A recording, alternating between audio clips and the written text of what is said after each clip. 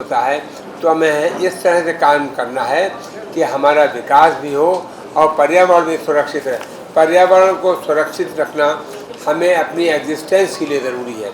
अगर पर्यावरण का सुरक्षित न रखा जाए, बायोडाइवर्सिटी को न मेंटेन किया जाए तो यहाँ पर बहुत सी दिक्कतें इस पृथ्वी पे हो जाएंगी।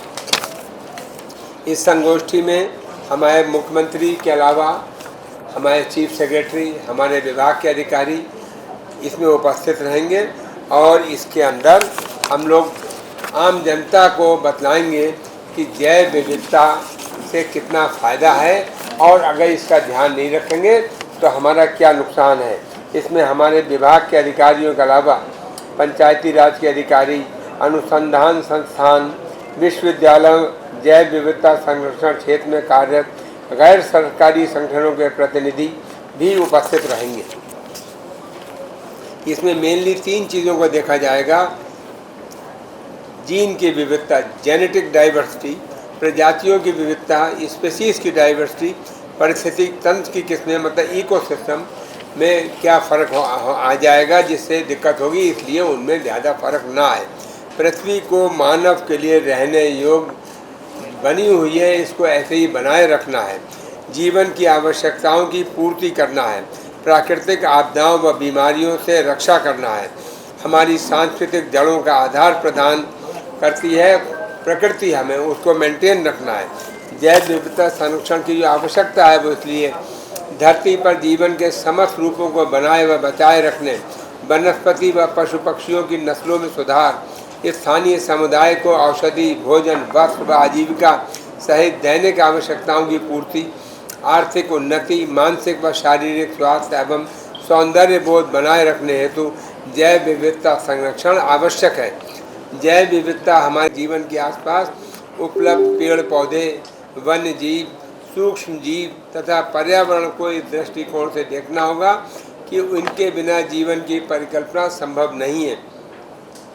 एक ओर जैव विविधता हमारे जीवन की आवश्यकताओं जैसे खाद्य पदार्थ, प्रकाश, शुद्ध वायु, मृदा आदि की पूर्ति करता है, वहीं दूसरी ओर जैव विविधता हमें रोगों और प्राकृतिक आपदाओं से सुरक्षा प्रदान करता है। तो जैव विविधता हमारी एग्जिस्टेंस के लिए ज़रूरी है। और कल इसी पर एक कार्यक्रम होगा जिसमें माननीय मुख्यमंत्री जी मुख्य अतिथि हैं। आपको सबको मालूम है कि एक टाइगर की डेथ हुई, एक टाइगर बीमार पड़ा गोरखपुर जू में। हमने वहाँ पर तुरंत IVRI की टीम बुलवाई, देहरादून से टीम बुलवाई और उसका इलाज शुरू किया। उसकी डेथ हो गई, उसकी जांच की गई, जांच में आया कि इसे बर्ड फ्लू है। और उससे पहले एक और टाइगर की डेथ हो चुकी थी।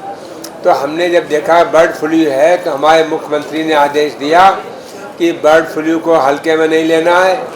ये बहुत तेज़ी से फैलने वाली बीमारी है जो जानवरों में भी फैलती है, ख़ासतौर से चिड़ियों में फैलती है और मनुष्यों में भी आती है। इसके अंतर्गत उन्होंने 7 दिन के लिए सभी जू बंद कर दिए, गोरखपुर, कानपुर, लखनऊ और इटावा लाइन सफारी। और उन्होंने कहा कि इन सभी जगह सभी जानवरों का चेकअप हो। अगर किसी भी जानवर को इस तरह की कोई भी चीज़ महसूस होती है तो उसको आइसोलेशन में कर दिया जाए। जानवरों की देखभाल करें, वो मास्क लगाए, PPE किट पहने, ग्लव्स पहने और उसका अपना खुद का पूरा प्रोटेक्शन रखें। और इन एनिमल्स का ख्याल रखा जाए। किसी भी एनिमल को ज़रा भी डाउट हो तो उसको तुरंत अलग कर दिया जाए। चिड़ियों के बारे में हुआ, माननीय मुख्यमंत्री जी ने एनिमल हस्बेंड्री डिपार्टमेंट से और हेल्थ डिपार्टमेंट के साथ में एक मीटिंग की जिसमें कहा गया जितनी भी पोल्ट्री फार्म्स हैं उनमें देखभाल की जाए। किसी को भी अगर ज़रा भी बर्ड को या मुर्गी को अगर अंदेशा है बीमारी का तो उसे अलग कर दिया जाए। और चिड़ियों के साथ रहने में और बर्ड्स को भी होने का अंदेशा है। साथ ही साथ ऐसी चिड़ियाँ जिनका डाउटफुल है उनका मीट सप्लाई न किया जाए कहीं भी, ताकि बीमारी को तुरंत रोका जाए।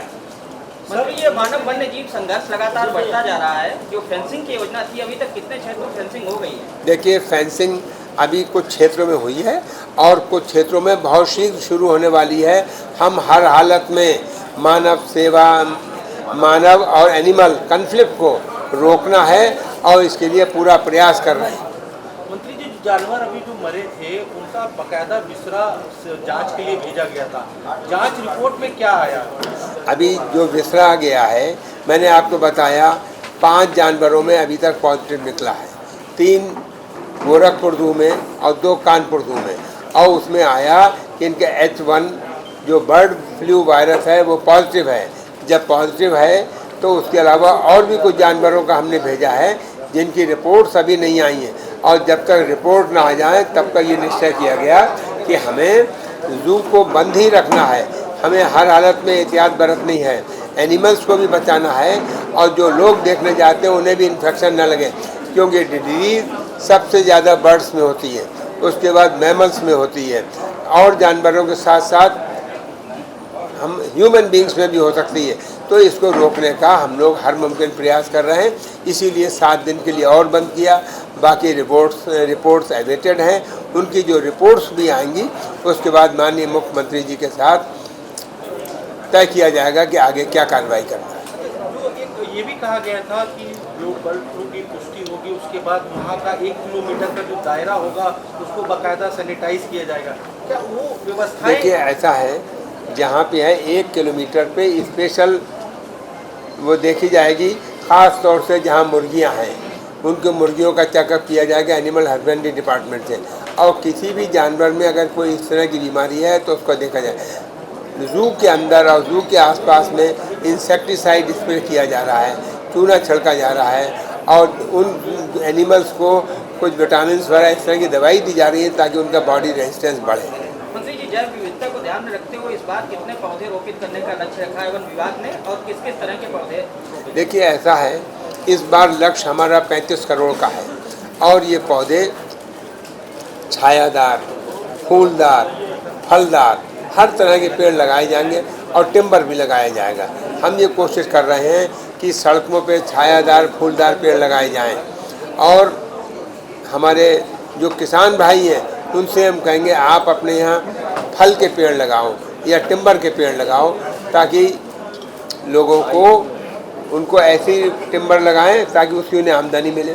सड़क पे छायादार फूलदार पेड़, पाकड़ है, बरगद है, पीपल है, नीम है, इमली है, आंवला है, इस तरह के पेड़ लगवाए जाएंगे, और जिस जगह पे जो पेड़ ज़्यादा होता है उस जगह पे वो लगाए जाएंगे। जैसे बुंदेलखंड की तरफ महुआ लगाएंगे तो जहाँ की जो क्लाइमेट कहेगी वो लगाएंगे। धन्यवाद। आज जो पीढ़ी की गई, कल हमारे यहाँ बायोडाइवर्सिटी डे है, और उसमें हम लोगों को बताएंगे कि भाई बायोडाइवर्सिटी भी ज़रूरी है।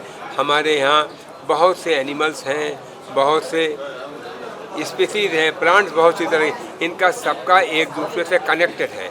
हर कोई भी बिल्कुल अकेले नहीं रह सकता इस दुनिया में, ये हालत है। सब एक दूसरे से जुड़े हुए हैं और सबका रहना ज़रूरी है, सब रहें, किसी को भी ऐसी दिक्कत ना महसूस हो कि वो स्पीसीज़ ख़त्म, बहुत सी स्पीसीज़ ख़त्म हो गई, बहुत से प्लांट्स, बहुत से एनिमल्स जो पहले कभी हुआ करते थे आज नहीं हैं। तो हम ये चाहते हैं जो हैं वो जीवित रहें। सर, किन किन स्पीसीज को संरक्षित किया जा रहा है और जैव विविधता के लिए वेटलैंड कितने जरूरी है? वेटलैंड बहुत ज़रूरी है। वेटलैंड के अंदर, क्योंकि आप जानते हैं पानी ऊपर से तो दिखता है पानी, लेकिन पानी के अंदर भी लाइफ है, पानी के अंदर प्लांट लाइफ भी है, प्लांट और साथ साथ एनिमल लाइफ भी है, वो ज़रूरी है, उनकी अपनी उपयोगिता है। ऑक्सीजन देने में पानी की भी बहुत बड़ी भूमिका